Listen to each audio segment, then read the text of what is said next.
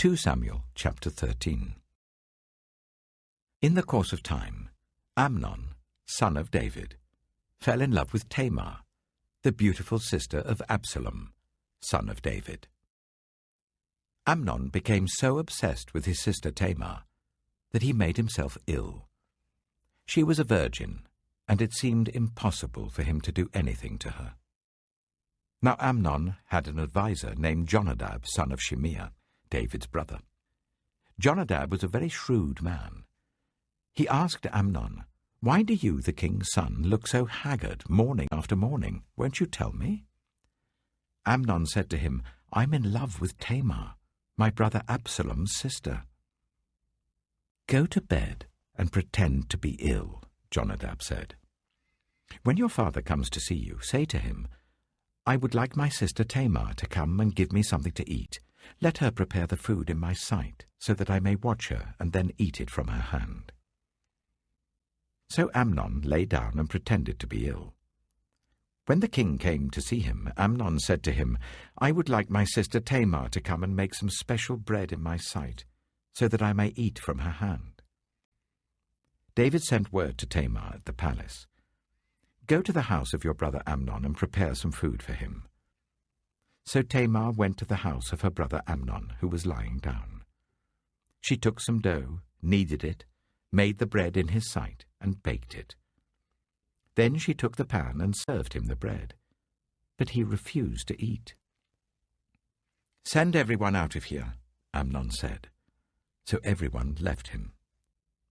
Then Amnon said to Tamar, "Bring the food here into my bedroom, so that I may eat it from your hand." And Tamar took the bread she had prepared and brought it to her brother Amnon in his bedroom. But when she took it to him to eat, he grabbed her and said, "Come to bed with me, my sister." "No, my brother," she said to him, "don't force me. Such a thing should not be done in Israel. Don't do this wicked thing. What about me? Where could I get rid of my disgrace? And what about you?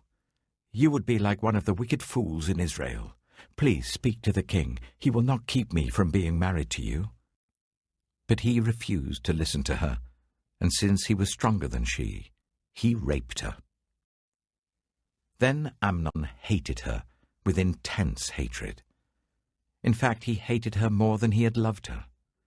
Amnon said to her, "Get up and get out." "No," she said to him. "Sending me away would be a greater wrong than what you have already done to me." But he refused to listen to her.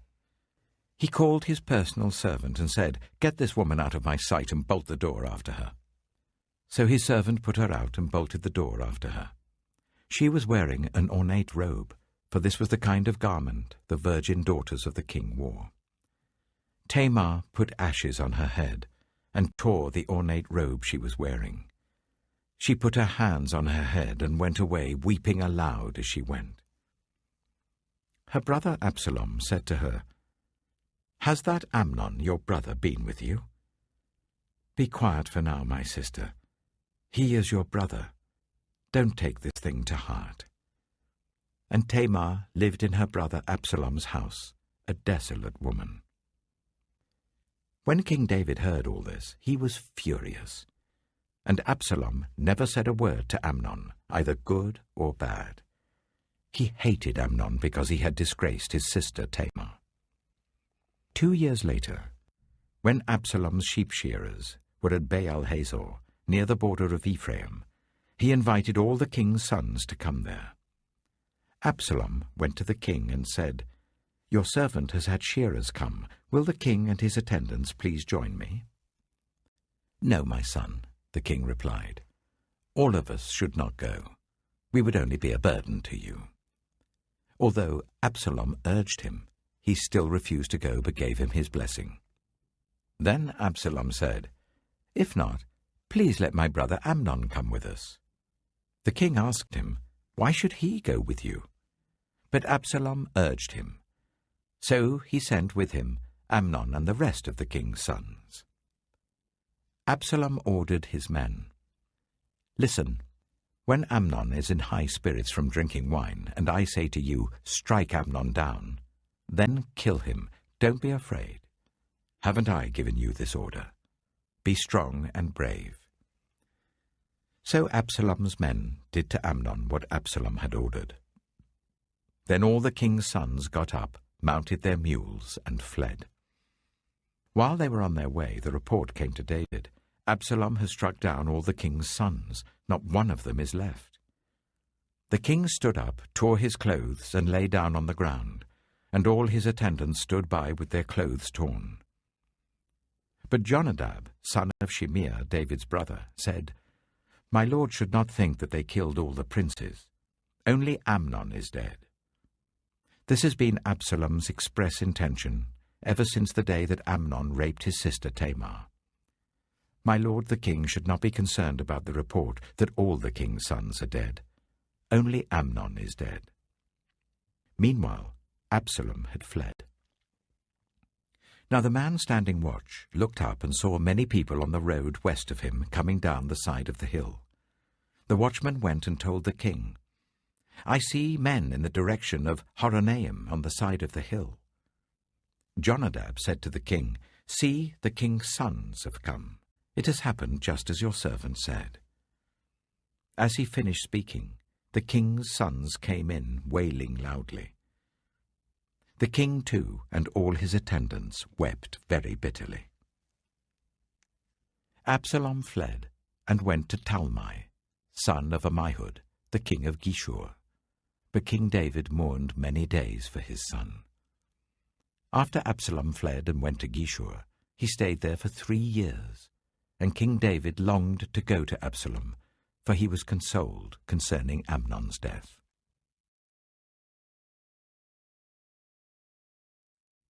2 Samuel chapter 14. Joab, son of Zeruiah, knew that the king's heart longed for Absalom. So Joab sent someone to Tekoa, and had a wise woman brought from there. He said to her, "Pretend you are in mourning. Dress in mourning clothes, and don't use any cosmetic lotions. Act like a woman who has spent many days grieving for the dead. Then go to the king and speak these words to him." And Joab put the words in her mouth. When the woman from Tekoa went to the king, she fell with her face to the ground to pay him honor, and she said, "Help me, your majesty." The king asked her, "What is troubling you?" She said, "I am a widow. My husband is dead. I, your servant, had 2 sons. They got into a fight with each other in the field, and no one was there to separate them. One struck the other and killed him. Now the whole clan has risen up against your servant.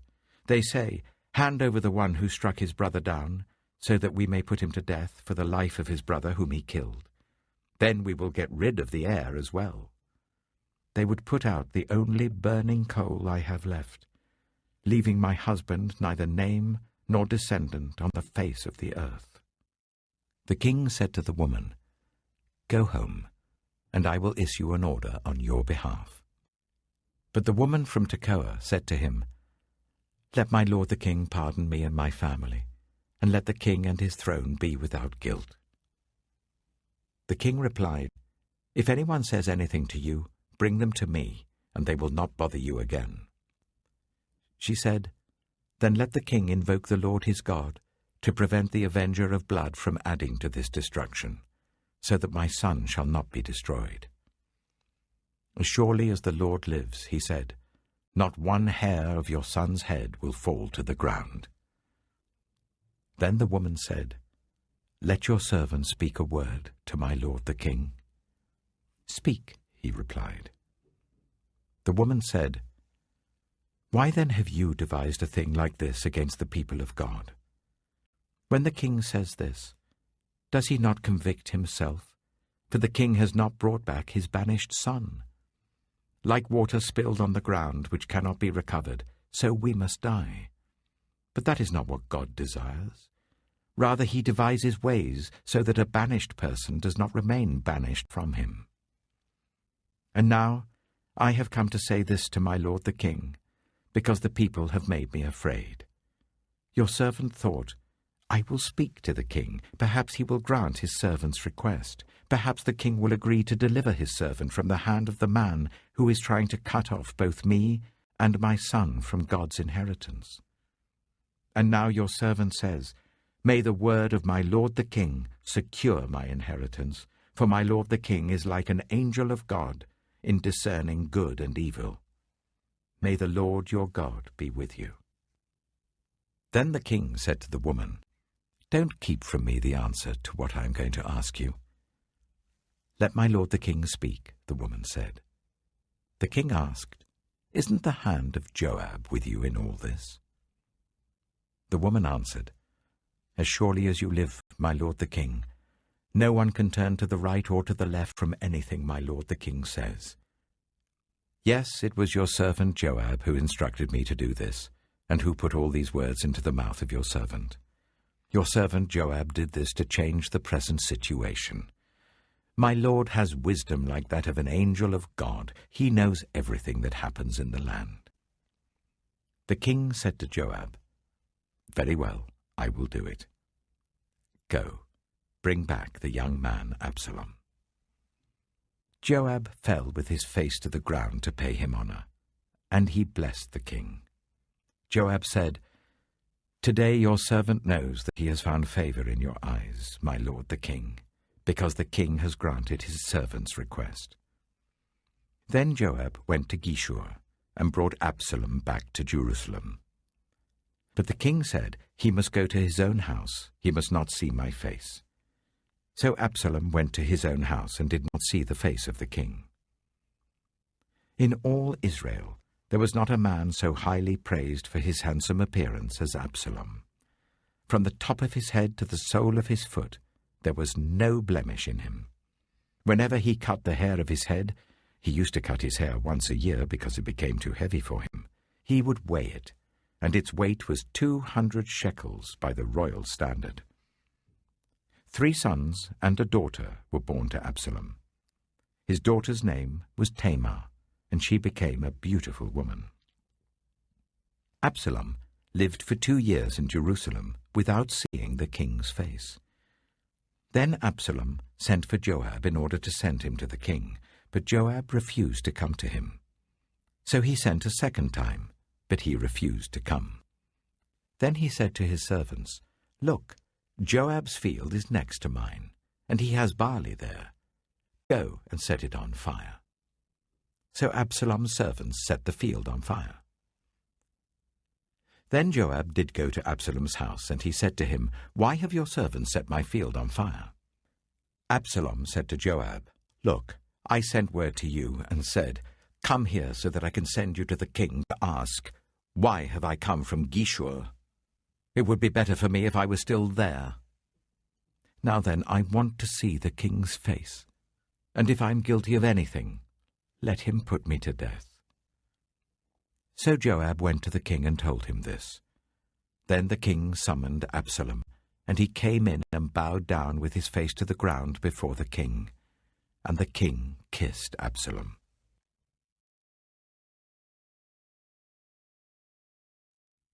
2 Samuel chapter 15. In the course of time, Absalom provided himself with a chariot and horses, and with 50 men to run ahead of him. He would get up early and stand by the side of the road leading to the city gate.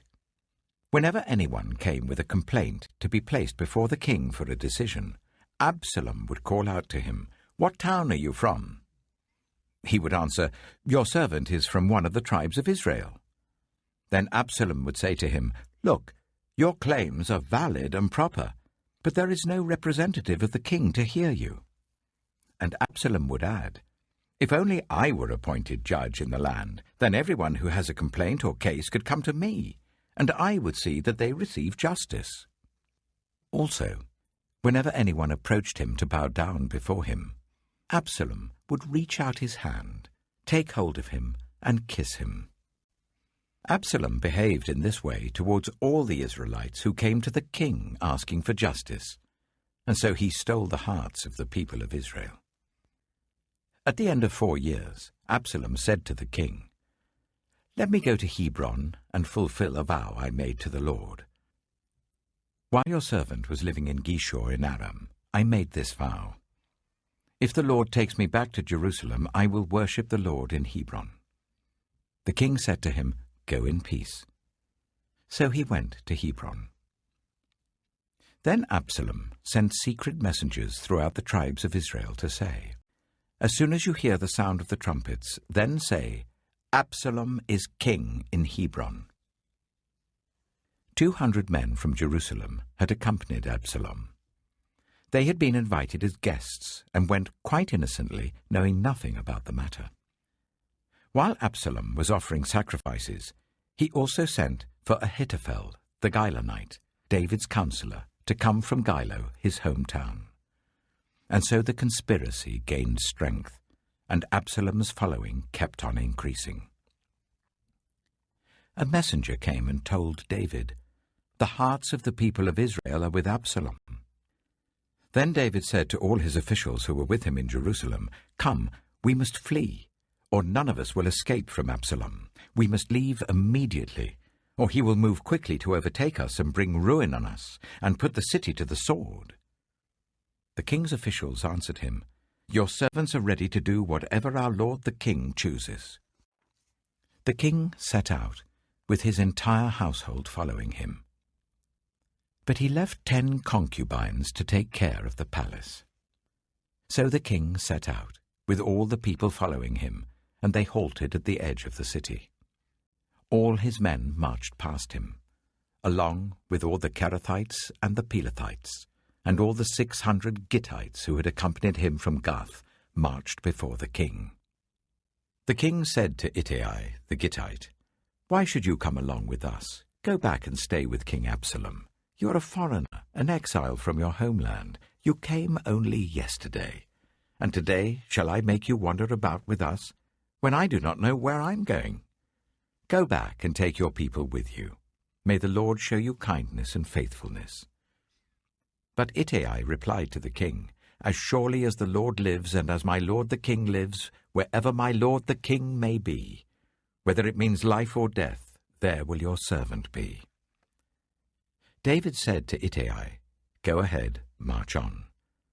So Ittai the Gittite marched on with all his men and the families that were with him. The whole countryside wept aloud as all the people passed by. The king also crossed the Kidron Valley, and all the people moved on towards the wilderness. Zadok was there too, and all the Levites who were with him were carrying the Ark of the Covenant of God. They set down the Ark of God, and Abiathar offered sacrifices until all the people had finished leaving the city. Then the king said to Zadok, "Take the Ark of God back into the city. If I find favor in the Lord's eyes, he will bring me back and let me see it and his dwelling place again. But if he says, 'I am not pleased with you,' then I am ready. Let him do to me whatever seems good to him." The king also said to Zadok the priest, "Do you understand? Go back to the city with my blessing. Take your son Ahimaaz with you, and also Abiathar's son Jonathan. You and Abiathar return with your 2 sons. I will wait at the fords in the wilderness until word comes from you to inform me." So Zadok and Abiathar took the Ark of God back to Jerusalem and stayed there. But David continued up the Mount of Olives, weeping as he went. His head was covered, and he was barefoot. All the people with him covered their heads too, and were weeping as they went up. Now David had been told Ahithophel is among the conspirators with Absalom. So David prayed, "Lord, turn Ahithophel's counsel into foolishness." When David arrived at the summit, where people used to worship God, Hushai the Archite was there to meet him, his robe torn and dust on his head. David said to him, "If you go with me, you will be a burden to me. But if you return to the city and say to Absalom, 'Your Majesty, I will be your servant. I was your father's servant in the past, but now I will be your servant,' then you can help me by frustrating Ahithophel's advice. Won't the priests Zadok and Abiathar be there with you? Tell them anything you hear in the king's palace." Their 2 sons, Ahimaaz, son of Zadok, and Jonathan, son of Abiathar, are there with them. Send them to me with anything you hear." So Hushai David's confidant, arrived at Jerusalem as Absalom was entering the city.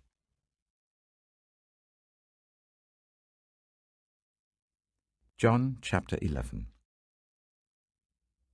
Now a man named Lazarus was ill. He was from Bethany, the village of Mary, and her sister Martha. This Mary, whose brother Lazarus now lay ill, was the same one who poured perfume on the Lord and wiped his feet with her hair. So the sisters sent word to Jesus, "Lord, the one you love is ill." When he heard this, Jesus said, "This illness will not end in death. No, it is for God's glory, so that God's Son may be glorified through it." Now Jesus loved Martha and her sister and Lazarus. So when he heard that Lazarus was ill, he stayed where he was for 2 more days, and then he said to his disciples, "Let us go back to Judea." "But Rabbi," they said, "a short while ago the Jews there tried to stone you, and yet you're going back?" Jesus answered, "Are there not 12 hours of daylight? Anyone who walks in the daytime will not stumble, for they see by this world's light. It is when a person walks at night that they stumble, for they have no light." After he had said this, he went on to tell them, "Our friend Lazarus has fallen asleep, but I'm going there to wake him up."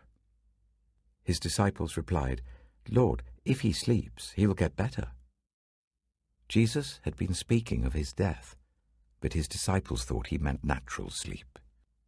So then he told them plainly, "Lazarus is dead, and for your sake I'm glad I was not there, so that you may believe. But let us go to him." Then Thomas, also known as Didymus, said to the rest of the disciples, "Let us also go, that we may die with him." On his arrival, Jesus found that Lazarus had already been in the tomb for 4 days. Now Bethany was less than 2 miles from Jerusalem, and many Jews had come to Martha and Mary to comfort them in the loss of their brother. When Martha heard that Jesus was coming, she went out to meet him, but Mary stayed at home. "Lord," Martha said to Jesus, "if you had been here, my brother would not have died. But I know that even now God will give you whatever you ask." Jesus said to her, "Your brother will rise again." Martha answered, "I know he will rise again in the resurrection of the last day." Jesus said to her, "I am the resurrection and the life. The one who believes in me will live, even though they die. And whoever lives by believing in me will never die. Do you believe this?" "Yes, Lord," she replied. "I believe that you are the Messiah, the Son of God, who is to come into the world." After she had said this, she went back and called her sister Mary aside. "The teacher is here," she said, "and is asking for you." When Mary heard this, she got up quickly and went to him. Now Jesus had not yet entered the village, but was still at the place where Martha had met him. When the Jews who had been with Mary in the house comforting her noticed how quickly she got up and went out, they followed her, supposing she was going to the tomb to mourn there. When Mary reached the place where Jesus was and saw him, she fell at his feet and said, "Lord, if you had been here, my brother would not have died." When Jesus saw her weeping, and the Jews who had come along with her also weeping, he was deeply moved in spirit and troubled. "Where have you laid him?" he asked. "Come and see, Lord," they replied. Jesus wept. Then the Jews said, "See how he loved him."